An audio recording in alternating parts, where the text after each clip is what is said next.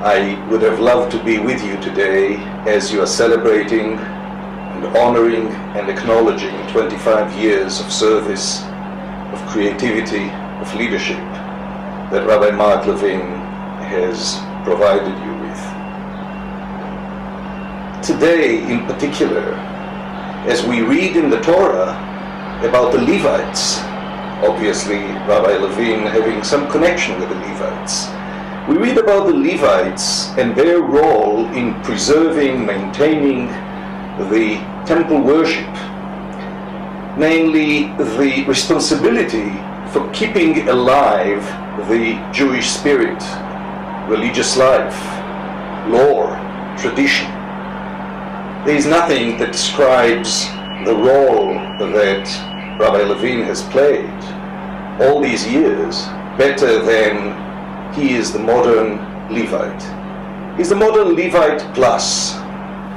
I've known Mark, I've known you, dear Mark, for 47 years. It's almost difficult to think how long has passed. As a matter of fact, I don't think that either you or I actually see ourselves as that old, because it's been like yesterday when we met back in 1967 at Camp Kutz, the national leadership camp of the Reform movement. You will work and study. I was a 16-year-old exchange student. And in a way, the seeds were sown there. And our paths have been intertwined all these years, parallel, mutually strengthening each other in our respective roles as active participants and builders in Jewish life and the Jewish people.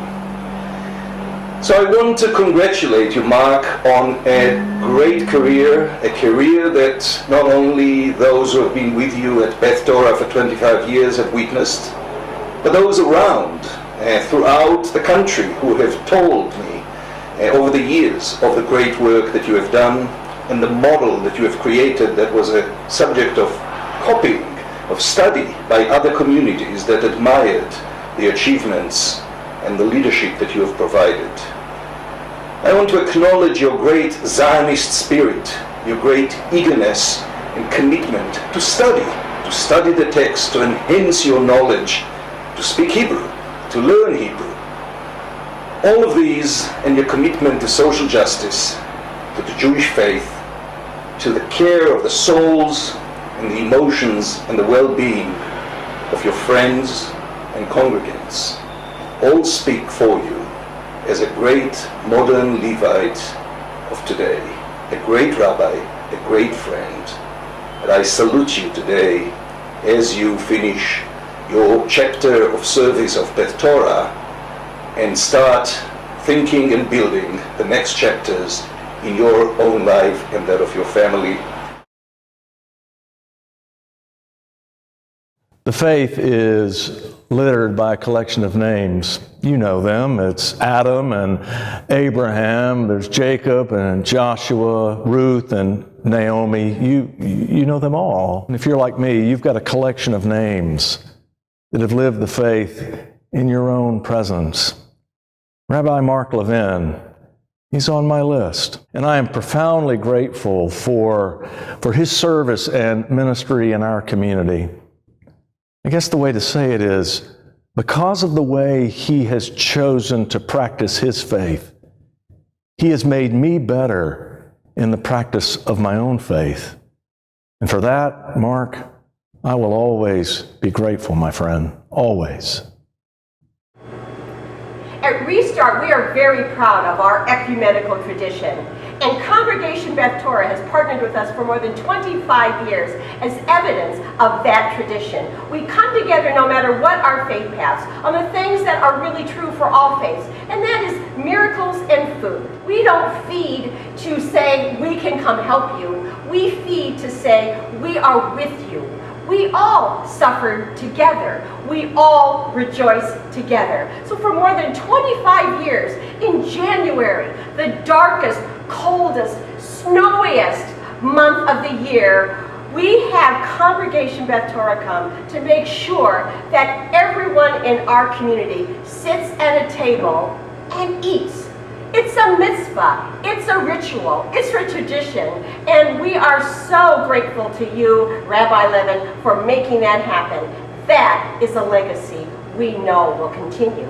We are grateful that your passion for social justice includes a commitment to feeding hungry families.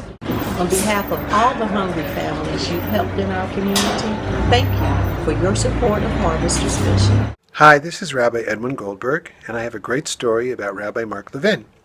When I was the youth group president, Rabbi Levin was our assistant rabbi, and he changed my life in many ways, especially when he suggested that I go to Israel for 6 weeks, and I did, and I had a most amazing time, and that's what made me want to become a rabbi.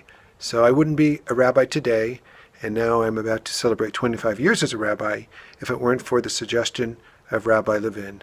So I'm so grateful for that path that I started on because of him. I understand that you're riding off into the sunset.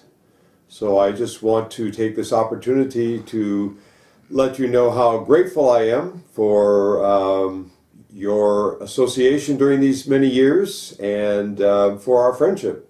I have no doubt that your involvement in the community will continue. You've made Kansas City into a center of Israel's support.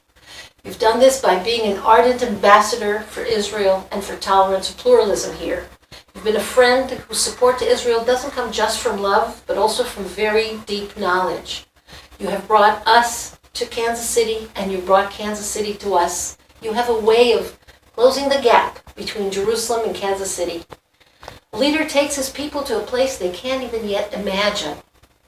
And you have brought your congregants to see an Israel that is tolerant and accepting of all forms of religious practice.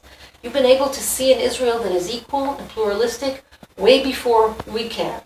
So I am waiting for us to catch up to your vision. I've known Rabbi Levin for very many years. We were next door neighbors and became very good friends. Over the years, we became good colleagues as well. One day, Mark called me over to the fence, as he often would, to have a conversation about something. And he looked at me and he said, "Jim, you could be Jewish." "I could be Jewish? Tell me what you mean." He said, "Well, I've been watching you, and you are a very loving spouse and a very loving father. You could be Jewish." I was so honored, Mark, to have you say that to me. It meant so very much. When Mark and I were students at the Hebrew Union College, we took great pleasure in butchering the Talmud together. It seems only fair, therefore, to butcher another ancient text in honor of this special occasion. Apologies to songwriter Tom Lehrer. Gather round while we sing you of Rabbi Levin, a man so admirable he's barely retirable. Call him a tzaddik, he won't even grin. Tzaddik schmaddik, says Rabbi Levin. There are sorrowful words for his plan to retire, but Beth Torah admires and your rabbi inspires a future of mitzvot through thick and through thin. Just don't call before 9, says Casey Levin. I want to wish you tzedcha l'shalom, chaver, and see you here in Jerusalem. Have a wonderful retirement, and may God continue to bless you. I want to thank you for the years and wisdom you've given, and wish you all God's blessings on the future. Best wishes for many more years of joy and service